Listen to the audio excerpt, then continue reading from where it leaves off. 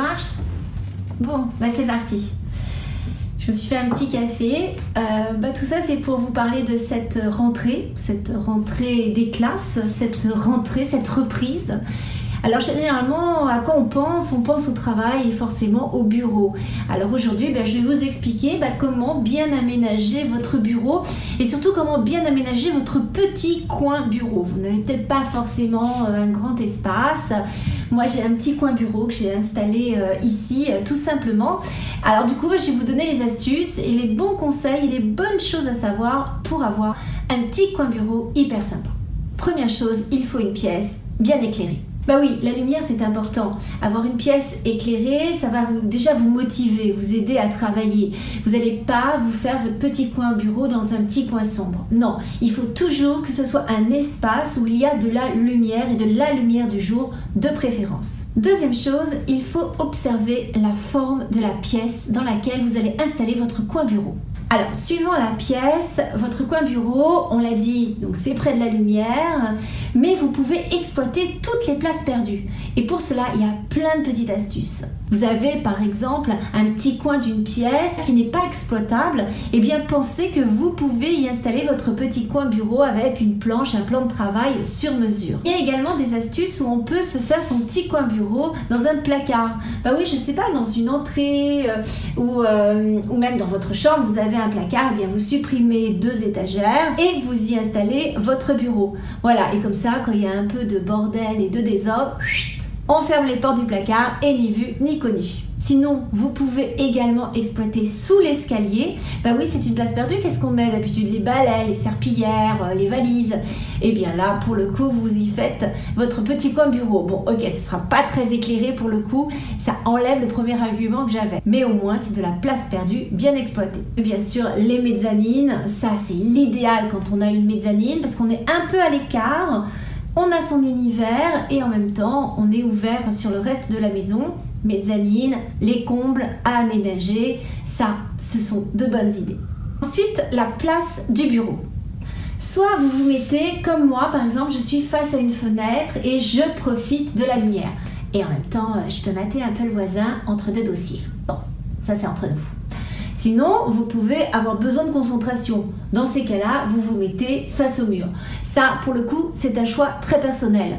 Bon, si vous y passez beaucoup de temps, être face au mur toute la journée, c'est quand même pas l'idéal. Mais bon.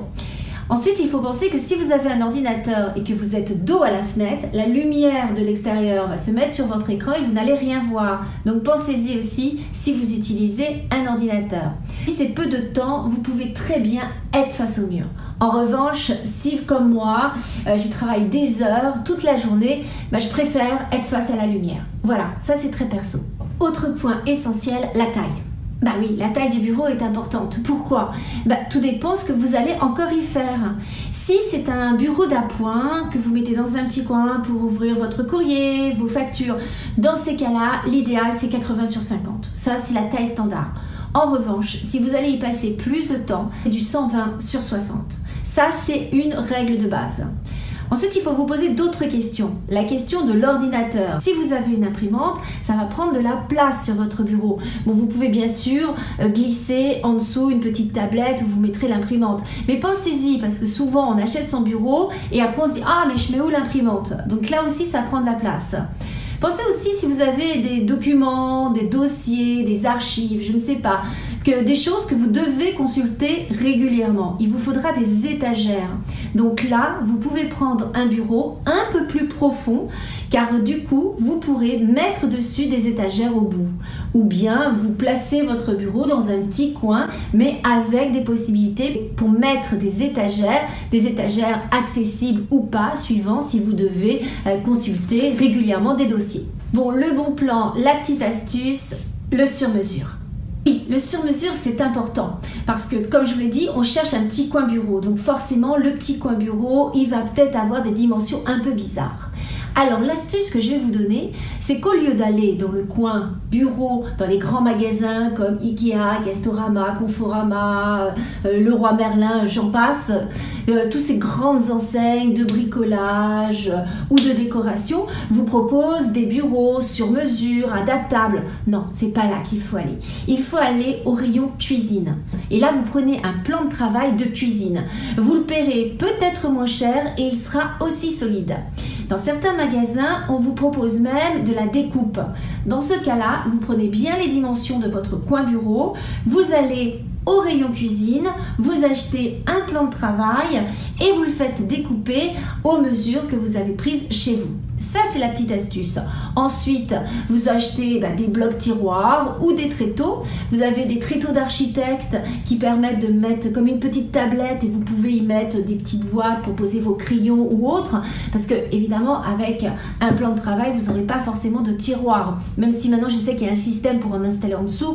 Mais bon, donc du coup, il y a ces tréteaux d'architecte. Sinon, vous avez des tréteaux style industriel. Alors là, c'est très tendance. Ça coûte autour de 35 € dans les magasins et ça fera un bureau du coup hyper déco et hyper dans la tendance actuelle.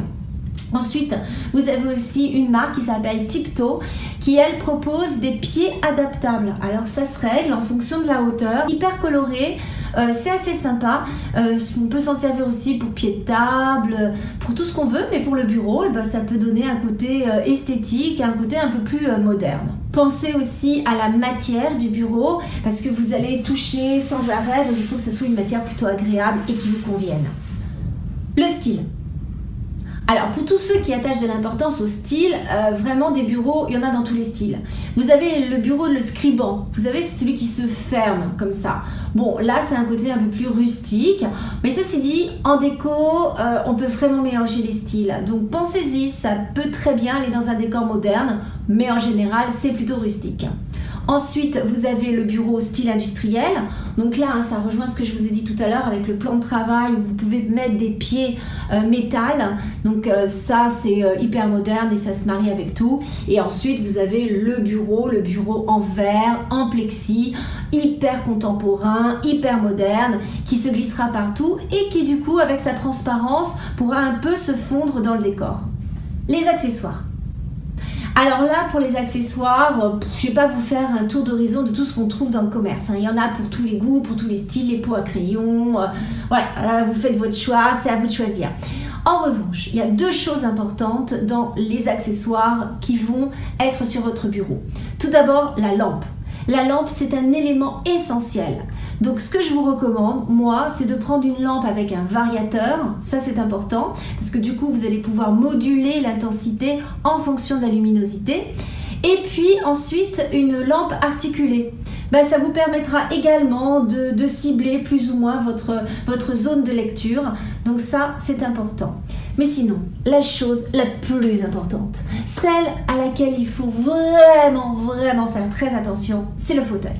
Et là, je vous demande toute votre attention. Parce qu'il y a beaucoup de fauteuils hyper design, hyper modernes, qui coûtent une blinde, mais ils ne sont pas confortables et ergonomiques. Alors en fait, pour un fauteuil de bureau, il y a deux choses à retenir. Il faut que ça soit confortable et ergonomique. Boum, boum, boum, on met une alerte. Pourquoi? On dit que le mal de dos, c'est le mal du siècle. Donc c'est pour ça, il est très important d'avoir un bon fauteuil pour justement ne pas avoir mal au dos. Donc un fauteuil réglable en hauteur et si possible, qui s'incline ou pas et qui se règle parfaitement. Ça, c'est important, donc pensez. Ah, vous êtes encore là? Ah, moi, ça y est, moi je suis en train de bosser. Bah oui. Je suis en train de bosser à mon bureau parce que moi j'ai un super coin bureau. Bon, et vous, il est comment votre coin bureau? Alors, vous n'hésitez pas. Vous me laissez des commentaires, vous me dites, écoute, moi mon bureau il est comme ça, j'ai d'autres astuces pour compléter ou pas. Voilà, vous pouvez me laisser des commentaires, ça me fait toujours plaisir. Et puis aussi vous abonner à ma chaîne YouTube, ça me fait encore plus plaisir. Allez, je compte sur vous. Nous on se retrouve très vite pour une prochaine vidéo et je vous embrasse très fort. Ciao!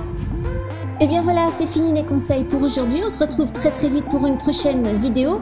En attendant, tu n'oublies pas, tu cliques sur ma photo pour t'abonner à ma chaîne YouTube. Allez, à très vite. Ciao!